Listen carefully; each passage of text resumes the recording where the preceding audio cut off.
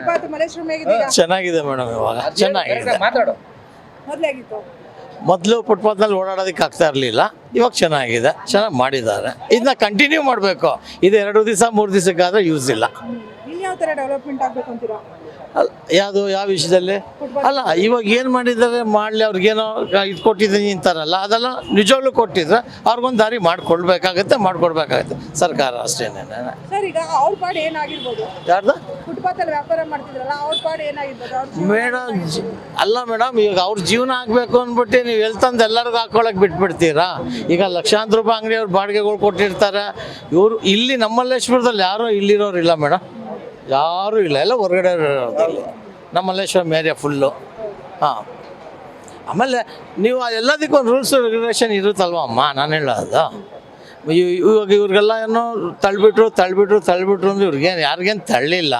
Electric vehicle ಇರಲಿಲ್ಲ, ಬಾಡಿಗೆ ಇರಲಿಲ್ಲ, ಒಂದು ರೆಂಟ್ ಇಲ್ಲ, ಏನಂದ್ರೆ ಏನು ಇರಲಿಲ್ವಲ್ಲ. ಇವ್ರಿಗೂ ಜಾಗ ಕೊಡ್ತಾರೆ, ಮಾಡ್ಕೊಳ್ಳಿ. ಹಂಗನ್ಬಿಟ್ಟು ರೋಡ್ನ ಫುಲ್ಲು ರೋಡ್ ಬಂದು ಇಟ್ಕೊಂಡ್ಬಿಟ್ರೆ ಏನು ಮಾಡಬೇಕು? ಇದು ಮಾಡ್ತಾ ಇರೋದು ಕರೆಕ್ಟಾಗಿದೆ. ಏನಿರಲಿಲ್ವಲ್ಲ ಇದು. ಈ ಮಲ್ಲೇಶ್ವರಮಲ್ಲಿ ಈ ರಶ್ ಆಗಿದ್ದು ಬರೀ ಒಂದು 2-3 ವರ್ಷದಿಂದ.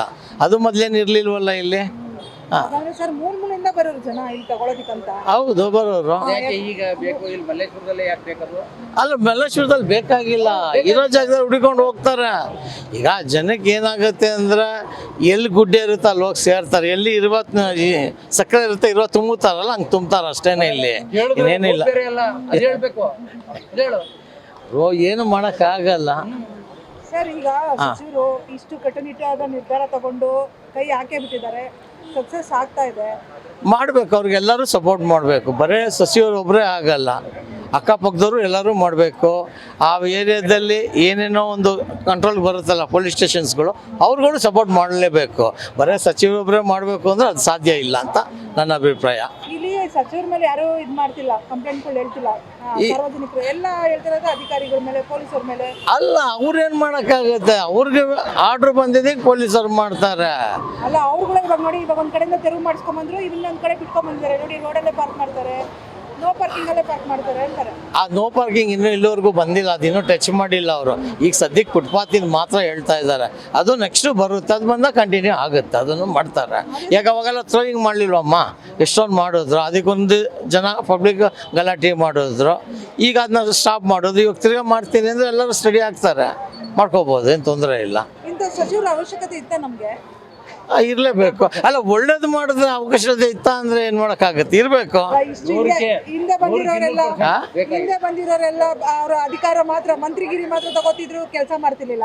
ಇವಾಗ ಈಗ ನೀವು ಸಚಿವರಿಂದ ಕೇಳಿದ್ಮೇಲೆ ಇದೇ ಕೃಷ್ಣ ಬೈರೇಗೌಡರು ಕಂದಾಯ ಇಲಾಖೆಯಲ್ಲಿ ಎಷ್ಟು ಒಳ್ಳೆ ಕೆಲಸ ಮಾಡಿದ್ದಾರೆ ಅಂತ ಅದು ಅನುಭವಿಸಿದವ್ರಿಗೆ ಮಾತ್ರ ಗೊತ್ತು. ಇವತ್ತು ನಮ್ಮ ಮನೇಲಿ ಕುಂತ್ಕೊಂಡು EC ಅಪ್ಲೈ ಬರ್ತದೆ, ಮತ್ತು ಏನಪ್ಪ ಅದು ಕಾರ್ಡ್ ಬರ್ತಾ ಇತ್ತಲ್ಲ, ಪಾಣಿ ಎಲ್ಲ ಬರ್ತದೆ. ಇವತ್ತು ಇಷ್ಟು ವರ್ಷ ಯಾರು ಏನು ಮಾಡಿರಲಿಲ್ವಲ್ಲ.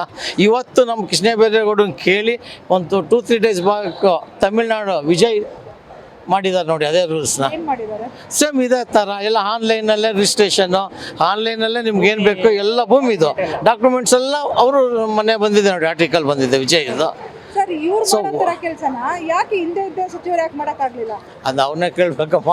ಅಲ್ವಾ ಸರ್, ನೀವು ಸಾರ್ವಜನಿಕರು ಅಲ್ಲ, ಕರೆಕ್ಟು ವಿಚಾರವಾಗಿ ತಿಳ್ಕೊಂಡಿರ್ತೀರಾ? ಆಗಲ್ಲ, ತಿಳ್ಕೊಂಡಿದ್ರು ಅದು ಅವ್ರವ್ರನ್ನೇ ಕೇಳಬೇಕು. ಈಗ 5 ಬೆಳ್ಳು ಒಂದೇ ಥರ ಇರಲ್ವಲ್ಲ ಅಲ್ವಾ? ರಾಜಕೀಯ ಮಾಡಕ್ಕೆ ಎಜುಕೇಶನ್ ಬೇಕಾಗುತ್ತಾ? ಇರಲೇಬೇಕಪ್ಪ. ಇವತ್ತು ಎಜುಕೇಟೆಡ್ ಬಂದಿದ್ದಕ್ಕೆ ತಾನೇ ಇಷ್ಟು ಮಟ್ಟದ ಸುಧಾರಣೆ ಆಗ್ತದೆ. ಅದು ಅಷ್ಟೇ. ಈಗ ನೆಕ್ಸ್ಟ್ ಏನು ಕಾರ್ಪೊರೇಟ್ರು ಅಂತಾರಲ್ಲ, ಅದಕ್ಕೊಂದು ಎಜುಕೇಷನ್, ಅದೊಂದು ಪೊಲೀಸ್ ಸ್ಟಾಪ್ ಇಡಬೇಕು. ಒಬ್ಬ ಎಜುಕೇಷನ್ ಅವ್ನು ಕಾರ್ಪೊರೇಟ್ರು ನಿಲ್ಲಬೇಕು ಅಂದರೆ at least 2nd year PUC pass ಆಗಿರಬೇಕು. ಈಗ ನಿಮ್ಗೆ ಇದು ಹಿನ್ನೆಲೆ ತೊಗೊಂಡ್ರೆ ನಿಮಗೆ ನಮ್ಮ ಇಷ್ಟೋ ಮೇಯರ್ಗಳಿಗೆ ಓದೋಕ್ಕೆ ಬರ್ತಾ ಇರಲಿಲ್ಲ. ಆ ಥರದವರು ಮೇಯರ್ ಆ ಪರಿಸ್ಥಿತಿ ಬರಬಾರ್ದು ಅಂತ.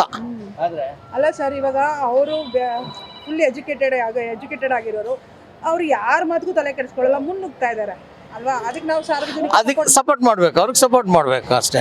ಇದ್ರಲ್ಲಿ ಪಾರ್ಟಿ ವೈಸ್ ಎಲ್ಲ ಮಾತಾಡಬಾರ್ದು. ಒಬ್ಬ ಒಳ್ಳೆ ಮನುಷ್ಯ ಒಳ್ಳೆ ಕೆಲಸ ಮಾಡ್ತಾ ಇದ್ದಾನೆ, ಅದಕ್ಕೆ ರೈಟ್ ಅಂತ ಹೇಳಬೇಕು ಅಷ್ಟೇನೇನೆ. ಈಗ ಇವ್ರುಗಳು, ಈಗ ಬೀದಿ ವ್ಯಾಪಾರಿಗಳು ತಗೊಂಡ್ರೆ ನಮ್ಗೆ ತುಂಬಾ ಅನ್ಯಾಯ ಆಗಿದೆ ಮೇಡಮ್. ಇಲ್ಲಿ ಇರೋ ಬೀದಿ ವ್ಯಾಪಾರಿಗಳು ಯಾರು ಗಲಾಟೆ ಮಾಡ್ತಾ ಇಲ್ಲ. ಈಗ ಮಲ್ಲೇಶ್ವರಂ ಮಾರ್ಕೆಟ್ ಅವ್ರಿಗೆಲ್ಲ ಅಂಗಡಿ ಕಟ್ಟಿಸ್ಕೊಡ್ತಾ ಇದ್ದಾರೆ, ಕನ್ಸ್ಟ್ರಕ್ಷನ್ ಆಗ್ತಾ ಇದೆ, ಅವ್ರಿಗೆ ಅಂಗಡಿ ಕೊಡ್ತಾರೆ. ಈ ಬೀದಿ ವ್ಯಾಪಾರಿಗಳು ಇಲ್ಲಿ ಬಂದಿರೋರು ಯಾರು ಲೋಕಲ್ ಅವ್ರಿಗೆಲ್ಲ ಮೇಡಮ್ ಇಲ್ಲಿ ನಾವು ತಿಳ್ದಂಗೆ ಇಲ್ಲಿರೋ ಜನ ಇರೋದ್ರಿಂದ ಹೇಳ್ತಾ ಇದ್ದೀನಿ ಅಷ್ಟೇ ನೆನ್ನೆ ನೀವು ಇಲ್ಲಿನ ವಾಸಿನ? ಹೌದು ಇಲ್ಲಿರೋ ಅಷ್ಟೇ ನಾವು ನಮ್ಗೆ ಗೊತ್ತಿಲ್ಲದೆ ಈಗ ನೀವು ಇದೇ ಬಂದು ಮೆಜೆಸ್ಟಿಕ್ಕು ಮಾರ್ಕೆಟ್ ಕೇಳಿದ್ರೆ ನಮ್ಗೆ ನಿಜವಾಗ್ಲೂ ಗೊತ್ತಿಲ್ಲ ನಮ್ಗೆ ಇಲ್ಲಿದ್ದು ನೋಡಿರೋದು ಹೇಳ್ತೀವಿ.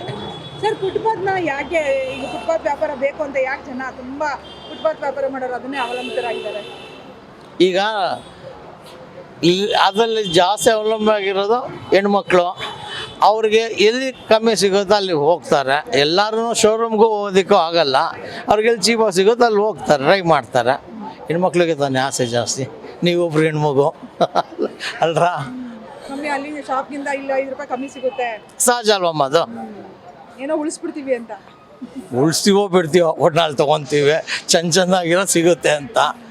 ಈಗ ಶೋರೂಮಲ್ಲಿ ಹೋದ್ರೆ 10 ಥರ ಇರ್ತಾರೆ, ಇವ್ರು ಒಂದು 50 ಥರ ಇಟ್ಟಿರ್ತಾರಲ್ಲ, ಅದಕ್ಕೆ ಸೆಲೆಕ್ಟ್ ಮಾಡ್ತಾರೆ. ಓಕೆ ಸರ್, ಫೈನಲ್ ಆಗಿ ಹೇಳಿ ಸರ್ಗೆ ಏನು ಹೇಳ್ತೀರಾ? Krishna Byregowda sir all the best madam ಅವ್ರಿಗೆ. ಹೀಗೆ ಮಾಡ್ತಾ ಇರಲಿ, ಹೀಗೆ ಇರಲಿ, ಚೆನ್ನಾಗಿರಲಿ. ಅವ್ರಿಗೆ ಟೈಮ್ ಕಾಲಾವಕಾಶನೂ ಕಮ್ಮಿ ಇದೆ. ಇರೋ ಟೈಮ್ನಲ್ಲಿ ಚೆನ್ನಾಗಿ ಮಾಡ್ಕೊಂಡು ಹೋಗಲಿ. ಇವ್ರಿಗೆ ಸಪೋರ್ಟಾಗಿ ಒಳ್ಳೆ ಆಫೀಸರು ಬಂದಿದ್ದಾರೆ. DC ಆಗಿ ನಮ್ಮ ಜಗದೀಶ್ ಅವರು ಈಸ್ ಗುಡ್ ಆಫೀಸರ್ ಅವರು. ಅವ್ರಿಗೂ ಸಿಗಲಿ ಇನ್ನೂ ಒಳ್ಳೆ ಅಧಿಕಾರ ಅಂತ ಹೇಳ್ಬೋದು ಅಷ್ಟೇ.